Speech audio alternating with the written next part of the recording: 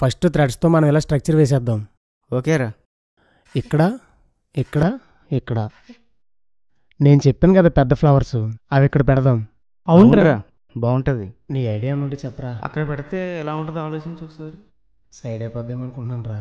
అక్కడే బెటర్ అనుకుంటా. ఓకే, అయితే ఇది ఇక్కడే ఫైనల్ చేద్దాం. ఓకే, చుంకీలు తెచ్చాం కదా, అవి ఎక్కడ ప్లాన్ చేద్దాం?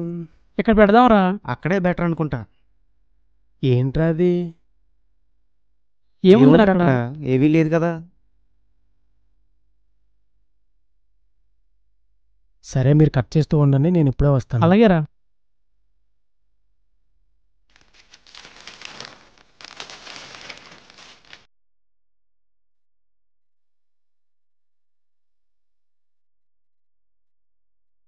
నా పేరు ప్రశ్న. నిన్ను ప్రశ్నించడానికి వచ్చాను.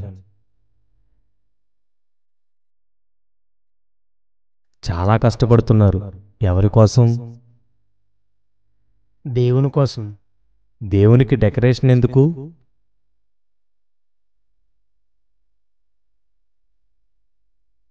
దేవుడు గుడిలో ఉంటాడనుకుని అన్యజనులు తమ గుళ్లను అలంకరిస్తారు. మీ దేవుడు గుడిలో ఉండడని మీకు తెలీదా?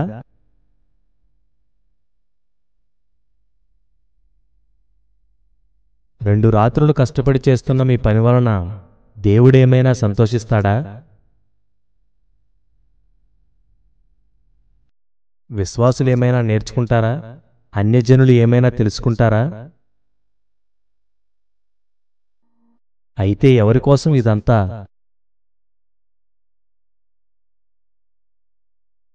ఆలయాలకి వ్యాపార సంస్థలకి చేసినట్లు ఎందుకు చేస్తున్నారు? క్రైస్తవ్యం ప్రత్యేకమైనది. మతాచారాలు తెచ్చి ఈ మార్గాన్ని కూడా మతంగా మార్చొద్దు.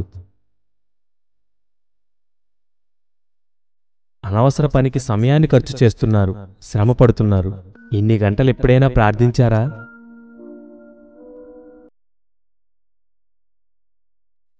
ఆలోచించు.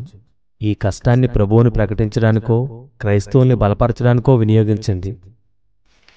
రేయ్, త్వరగా రారా, కట్ చేస్తాం.